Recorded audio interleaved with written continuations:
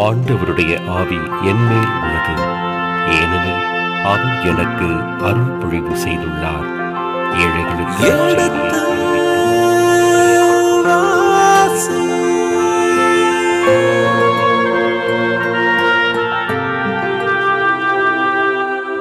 எடுத்து வாசி.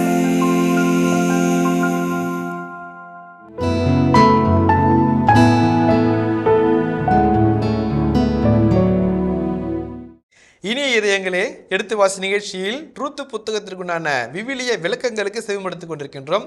கடந்த பகுதியின் தொடர்ச்சியை மீண்டும் இன்று தொடங்குவோம். வாருங்கள், உங்கள் சார்பாக தந்தைக்கு வணக்கம் சொல்லி நிகழ்ச்சியை தொடங்குவோம். வணக்கம் தந்தை. வணக்கம் ஃபாதர். வணக்கம்.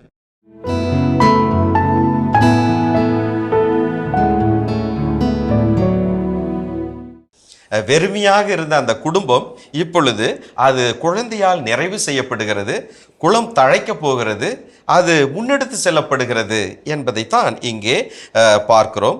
நகோமிக்கு ஒரு மகன் பிறந்துள்ளான் என்று சொல்லி அவனுக்கு ஓபேது என்று பெயரிட்டார்கள். ஓபேது, நாம் ஏற்கனவே ஒவ்வொரு பெயருக்கும் அர்த்தத்தை நாம் பார்த்தோம் இந்த புத்தகத்தில். ஓபேது என்று சொன்னால் பணியாள் என்று அர்த்தம், சர்வெண்ட். எனவே இந்த பிறந்திருக்கிற இந்த குழந்தை ஒரு பணியாள், கடவுளுடைய பணியாள். அது பின்னாடி நான் பார்க்கிறோம் எப்படி கடவுளுக்கு உகந்த ஒரு மனிதராக ஒரு சந்ததியை உருவாக்குகிறது என்று ஓபேது என்று பெயரிட்டார்கள். உடனே அவனே தாவீதின் தந்தையான ஈசாயின் தந்தை. அப்போது இந்த ஓபேது அடுத்தது அந்த விவரிப்பெல்லாம் நமக்கு கொடுக்கப்படவில்லை. மிகவும் ரத்தின சுருக்கமாக ஒரே ஒரு வாக்கியத்தில் இந்த ஒரு ஜீனியாலஜி, தலைமுறை அட்டவணையை இந்த ஆசிரியர் கொடுத்து முடிக்கின்றார். இந்த ஓபேது தான் ஈசாயி பெற்றெடுத்தார். ஈசாயி தாவீதை பெற்றெடுத்தார். தாவீது அந்த யூதா குலத்தில் தோன்றுகிற ஒரு ராஜா, ஒரு அரசர். அந்த அரசர் எப்படிப்பட்டவர்? கடவுளுக்கு பிரியமானவர். இறைவாக்கு நூல்களில் பல இடங்களில் நான் பார்க்குறோம், ஆண்டவர் வாய் திறந்து அவரே சொல்வார், என் ஊழியன் தாவீது, என் ஊழியன் தாவீது, மை சர்வெண்ட் டேவிட் என்று சொல்லுகின்ற அளவுக்கு அந்த குலமானது இங்கே ஒரு தொடர்ச்சியை கொடுக்கின்றது. அதுதான் இந்த புத்தகத்தினுடைய மிக சிறப்பான ஒன்று. எனவே இங்கு பிறந்திருக்கிற இந்த குழந்தையை ஓபேது என்று மிக பொருத்தமாக பெயரிட்டிருக்கிறார்கள். ஏனென்றால் ஓபேது என்று சொன்னால் பணியால், சர்வெண்ட். அது கடவுளுக்கும் மக்களுக்கும் பணி செய்ய போகிற ஒரு சந்ததியை உருவாக்கப் போகிறது. எனவே ஈசாயி ஓபேது ஈசாயை பெற்றெடுக்கிறார். ஈசாயி தாவீதினுடைய மகனாக இருக்கின்றார். இந்த மகன் தான் அடுத்த வர புத்தகத்திலே ராஜாவாக, சவுலுக்கு அடுத்தபடியாக அவர் அந்த மக்களை வழிநடத்துகிற ஒரு பொறுப்பாக, யாவே கடவுளுடைய பிரதிநிதியாகவும், தேர்ந்தெடுக்கிற மக்கள் கூட்டத்தினுடைய பிரதிநிதியாகவும், இணைப்பாளராக செயல்பட போகின்றார் என்பதை மிக அழகாக இங்கே சொல்லப்பட்டிருக்கிறது. இதை தொடர்ந்து நமக்கு தனியாக கொடுக்கப்பட்டிருக்கிற இந்த தலைமுறை அட்டவணையை நாம் பார்ப்போம். 18 to 22 வரிகளும் அதை மற்றும் கொஞ்சம் வாசிப்போம். பெரேட்ஸின் வழித்தோன்றல்களின் அட்டவணை இதுவே. பெரேட்ஸுக்கு எட்சரோன் பிறந்தார், எட்சரோனுக்கு இராம் பிறந்தார், ராமுக்கு அமினதாபு பிறந்தார், அமினதாபுக்கு நகுசோன் பிறந்தார், நகுசோனுக்கு சல்மோன் பிறந்தார், சல்மோனுக்கு போவாசு பிறந்தார், போவாசுக்கு ஓபேது பிறந்தார், ஓபேதுக்கு ஈசாய் பிறந்தார், ஈசாய்க்கு தாவீது பிறந்தார். ஈசாய்க்கு தாவீது பிறந்தார். இந்த ஒரு தலைமுறை அட்டவணை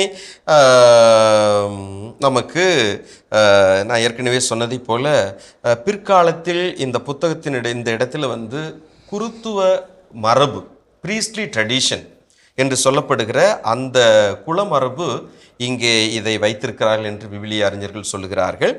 ஏன் இந்த இடத்துல இதை சொல்லுகிறார்கள் என்று சொன்னால், இது ஒரு மிக பொருத்தமான ஒரு இணைப்பை நாம் இங்கே பார்க்கிறோம். தாவீதினுடைய அந்த அரசாட்சி வரப்போகிறது. அடுத்த புத்தகத்தில் மக்கள் முடியாட்சிக்குள் நுழைய போகிறார்கள். எனவே இங்கே இந்த ஒரு ஜீனியாலஜி, ஒரு தலைமுறை அட்டவணை இங்கே கொடுக்கிறார்கள். இந்த தலைமுறை அட்டவணை மத்தேயு நற்செய்தியில் ஆண்டவர் இயேசுனுடைய அந்த தலைமுறை அட்டவணை முதல் அதிகாரத்திலேயே நமக்கு சொல்லப்பட்டிருக்கிறது. இங்கே குறிப்பிடப்பட்டிருக்கிற அனைவருமே அங்கே சொல்லப்பட்டிருக்கின்றது. இதில் நாம் பார்ப்பது பாருங்கள், 21வது வசனம், 22வது வசனம். சல்மோனுக்கு போவாசு பிறந்தார், போவாசுக்கு ஓபேது பிறந்தார், ஓபேதுக்கு ஈசாயி பிறந்தார், ஈசாய்க்கு தாவீது பிறந்தார், இந்த தாவீதினுடைய தொடர்ச்சி அவர் பற்றிய நிகழ்ச்சிகளை சாமுவேலுடைய புத்தகத்தில் நாம் பார்க்கிறோம். ஆக இந்த தலைமுறை அட்டவணை இங்கே கொடுப்பதனுடைய ஒரு நோக்கம், ஒரு இணைப்பை நாம் பார்க்கணும். அடுத்தது மக்கள் நீதி தலைவர்களுடைய ஆட்சியை தொடர்ந்து முடியாட்சிக்குள் நுழைய போகிறார்கள். அதற்கு ஒரு தொடர்ச்சியாக, ஒரு இணைப்பாக, பொருத்தமாக இந்த புத்தகம் அமைந்திருக்கிறது. எனவே இதுதான் இந்த ரூத் புத்தகத்தினுடைய ஒரு மிக சிறப்பான ஒரு பிளேஸ்மெண்ட். இதில் இருக்கிற அனைத்து செயல்களும் மிக பொருத்தமாக இங்கே விவரிக்கப்பட்டிருக்கின்றது. ஸோ இதோடு இந்த நிகழ்ச்சி, இந்த புத்தகம் நிறைவு பெறுகிறது 22வது வசனத்தோடு.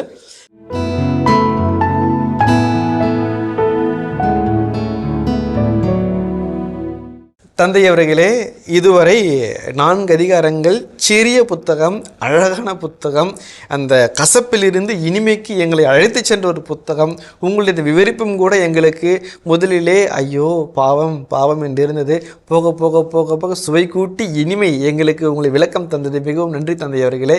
இந்த புத்தகத்தை நாம் இதுவரை நிறைவு செய்திருக்கின்றோம். இந்த புத்தகத்தின் முடிவுரையாக இன்னும் சில கருத்துக்களை உங்களிடத்திலே நாங்கள் கேட்டு அறிந்து கொள்ள ஆர்வமாக இருக்கின்றோம். இதனுடைய செயல்பாடுகள் என்னவாக இருந்தது முதல் விஷயமாக, அதோடு சேர்ந்து இந்த புத்தகத்தை இன்னும் அழகாக ஆக்குவதற்கு உங்கள் முடிவுரையிலே உங்கள் அறிவுரை என்னவாக இருக்கின்றது, இதை நாங்கள் கேட்டுக்கொள்ள ஆர்வமாக இருக்கின்றோம் தந்தை அவர்களே. நிச்சயமா இது வரைக்கும் 4 அதிகாரங்கள், ஒவ்வொரு வசனத்தை குறித்து நாம் பார்த்தோம். அதில் எப்படியெல்லாம் கடவுள் செயலாற்றுகிறார், அல்லது இந்த மனித ஆளுமைகள், கதாபாத்திரங்கள் எப்படி உறவாடுகின்றன, இதயங்கள் எப்படி இணைகின்றன, ஒருவருக்கொருவர் எப்படி ஆதரவு கரம் நீட்டுகிறார்கள் என்பதெல்லாம் நாம் பார்த்தோம். இப்பொழுது முடிவாக ஒரு சில கருத்துக்களை நமது கவனத்திற்கு நான் கொண்டு வர விரும்புகிறேன். முதலாவதாக, இந்த புத்தகத்தினுடைய ஒரு சிறப்பு அல்லது இந்த 4 அதிகாரங்களை வாசிக்கக்கூடிய ஒரு வாசகருடைய ஒரு எதிர்பார்ப்பு அல்லது ஒரு கேள்வி என்னவாக இருக்கும் என்று சொன்னால், இந்த புத்தகத்தில் கடவுள் எங்கு இருக்கிறார், கடவுளை பற்றி எங்கு குறிப்பிடப்பட்டிருக்கிறது என்று ஒரு கேள்வி இருக்கும். ஏனென்றால் மற்ற புத்தகங்களைப் போல சமய சடங்குகளை பற்றியோ அல்லது ஒரு இறைவாக்கினர் எப்படி கடவுள் இதெல்லாம் சொல்லுகிறார் என்று சொல்லுவதைப் போலவோ இதில் இல்லை. இது சாதாரண ஒரு குடும்ப பின்னணி, ஒரு குடும்ப கதை, ஒரு நகர்ப்புறம், ஒரு வயல்வெளி, நாட்டுப்புற கதை, இப்படி மிக எளிமையாக இதிலே இருப்பதை நாம் பார்க்கின்றோம். எனவே ஒரு எதிர்பார்ப்பு, எங்கே கடவுளை பற்றி இங்கே பேசப்பட்டிருக்கிறது என்ற ஒரு கேள்வி வரும். ஆனால் இங்கே 4 அதிகாரங்களிலும் நாம் பார்க்கக்கூடியது என்ன என்றால், கடவுள் தூரத்தில் இல்லை. கடவுள் தூரத்தில் இல்லை, அல்லது அவர் ஒதுங்கி நிற்கவில்லை. அவர் அனைத்தையும் அழகாக செய்து முடிக்கிறார், அனைத்தையும் அருகிலிருந்து அவர் இயக்குகிறார் என்ற ஒரு துணியை நாம் இறுதியில் நாம் பார்க்கின்றோம். அவர் தூரமாக போய்விடலை, நம்முடைய கூக்குரலை கேட்காதபடி அவருடைய காதுகள் செவிடாகவில்லை, அல்லது நம்ம மீட்க முடியாதபடி அவருடைய கரங்கள் குறுகிவிடவில்லை. அனைத்தையும் மிக அழகாக செய்து முடிக்கின்றார். மறைந்திருந்து அவர் இங்கே இயங்குவதை நாம் பார்க்கின்றோம். முதலாவதாக எலிமெலேக் என்கிற அந்த பெயரிலேயே ஏல் கடவுள் என் அரசர் என்ற அந்த ஒரு அர்த்தத்திலே அவருடைய பெயரானது இங்கே குறிப்பிடப்பட்டிருக்கின்றது.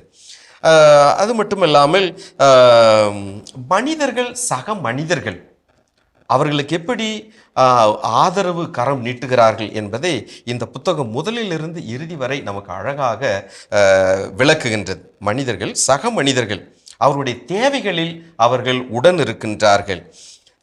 நாம் மற்றவர்களுடைய தேவைகளை உணர்ந்து கொள்ளுகின்ற பொழுது, அதை உணரும் பொழுது அல்லது செய்யும் பொழுது கடவுளுடைய பிரசன்னம் அங்கே இருக்கின்றது. கடவுளுடைய ஒதுங்கி போகாத ஒரு பிரசன்னம் அங்கே இருப்பது நாம் பார்க்கின்றோம். கடவுள் ஒவ்வொரு அருகிலும் நமது தேவையை உணர்பவராக அவர் இருக்கின்றார். அவருடைய பராமரிப்பு பல்வேறு வடிவங்களில் நம்மை வந்து சேர்கின்றது என்பதைத்தான் இந்த புத்தகம் நமக்கு அழகாக கூறுகின்றது. அது மட்டுமல்லாமல் இந்த புத்தகம் சமயம், பண்பாடு, கலாச்சாரம், மொழி இவை அனைத்தையும் கடந்து நிற்கிற ஒரு அருமையான ஒரு புத்தகம். ஒரு மனிதம் என்கிற அந்த ஒருமை, கூட்டு ஒருமை, ஒரு யுனிவர்சல் பெர்ஸ்பெக்டிவ், எல்லாரும் கடவுளுடைய படைப்பு, அவருடைய பிள்ளைகள் என்ற ஒரு ஒட்டுமொத்த ஒரு கூட்டு உணர்வை இந்த புத்தகம் நமக்கு கொடுக்கின்றது. எனவேதான் இங்கே மோவாபிய கலாச்சாரமும் இஸ்ராயல் கலாச்சாரமும் ஒன்றாக இணைகின்றது. மோவாபிய பெண் இஸ்ராயல் மண்ணுக்கு வருகிறார், இஸ்ராயலுடைய கடவுளை அவர் தழுவி கொள்ளுகிறார், வணங்குகிறார், ஏற்றுக்கொள்ளுகிறார், கலாச்சாரங்களை தாராள உள்ளத்தோடு ஏற்றுக்கொள்ளுகிறார். எனவே இங்கு இதயங்கள் இணைக்கப்படுகின்றன.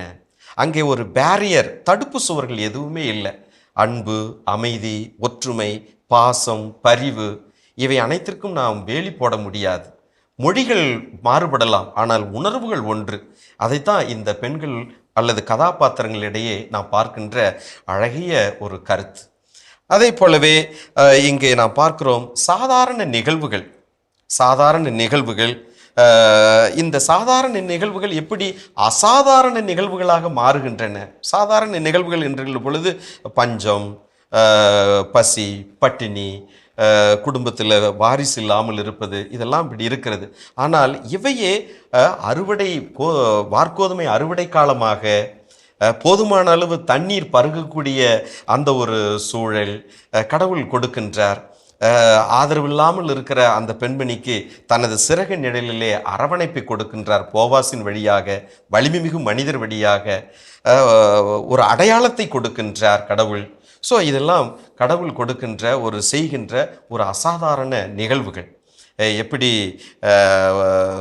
சட்ட நூல்கள், தோராவில் கடவுள் தனது வாக்குறுதியை நிறைவேற்ற முடியாமல் மலடிகளாக பல பெண்கள் இருக்கிறார்கள். ஆனால் அவர்களையும் ஆசீர்வதித்து முதுமையாக இருந்தாலும் சரி ஒரு குழந்தையை பெற்றெடுக்கிற பேற்றை கொடுக்கின்றார். அந்த மாதிரி இங்கே ரூத்தின் வழியாக எலிமெலேக்கினுடைய அந்த குடும்ப நீட்சியை ஆண்டவர் ஏற்படுத்துகிறார். இது ஒரு அசாதாரண ஒரு நிகழ்ச்சியாகவே நாம் பார்க்கின்றோம்.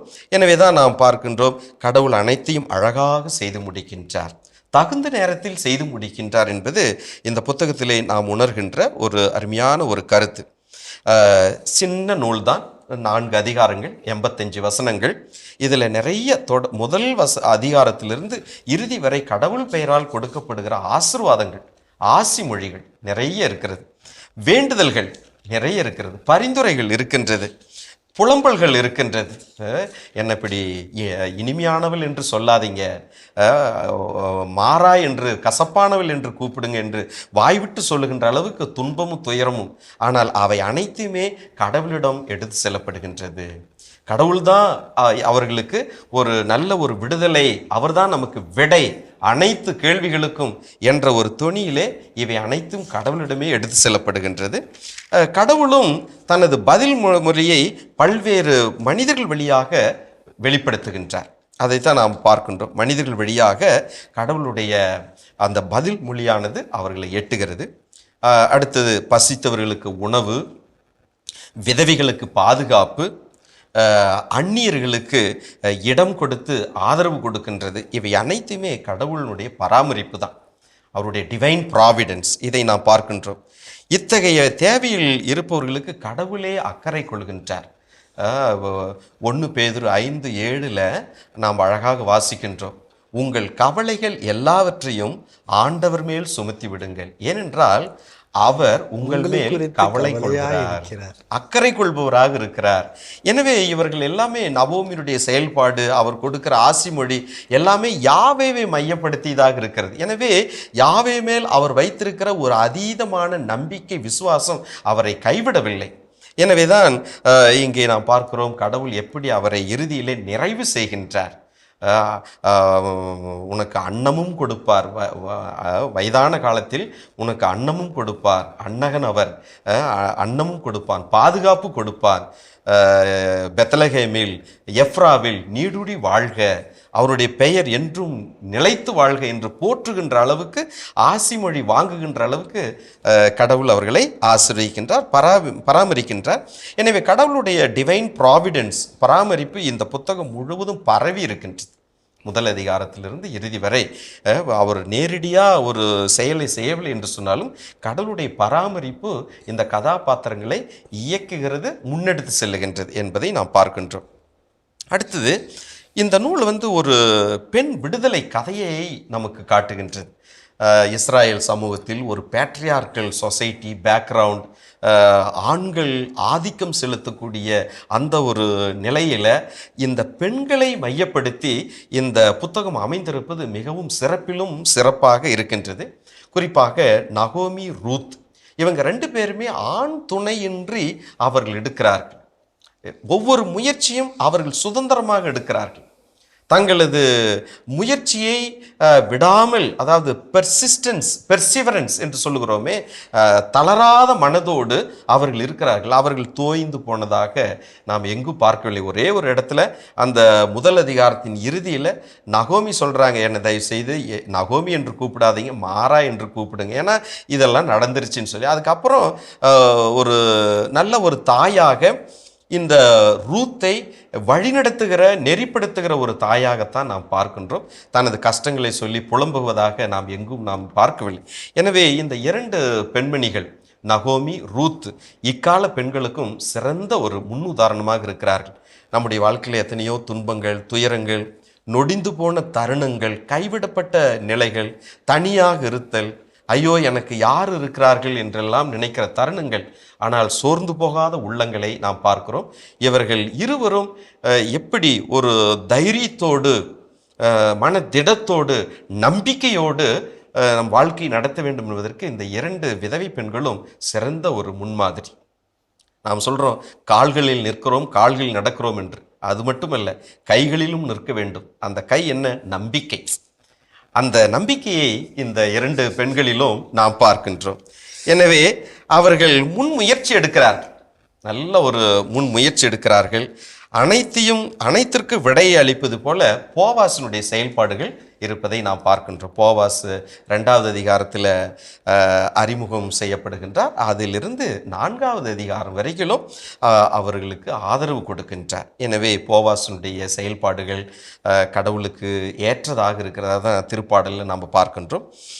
அதே மாதிரி ஆண்கள் உலகில் இவர்கள் மையம் கொள்ளுகிற, அதாவது centrality, they are no more in the boundaries.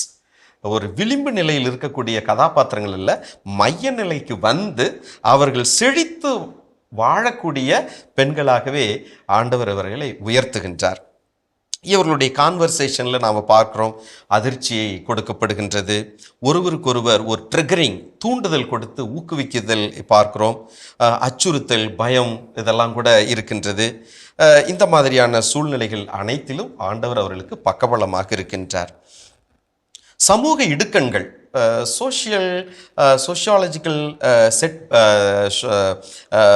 இடுக்கண்கள், அதாவது சமூகம் சார்ந்த துன்பம் அல்லது சமூகம் சார்ந்த ஒரு இக்கட்டான சவால்கள் அந்த பெண்களுடைய வாழ்க்கையில் இருந்தாலும் அதையும் அவர்கள் மேற்கொள்கிறார்கள். இவை அனைத்திற்கும் மேலாக அவர்களுக்கு பக்கபலமாக ஒரு உந்து சக்தியாக இருப்பது நாம் ஏற்கனவே பார்த்ததை போல கடவுள் மேல் அவர்கள் வைத்திருக்கிற ஒரு நம்பிக்கை, இறை நம்பிக்கை.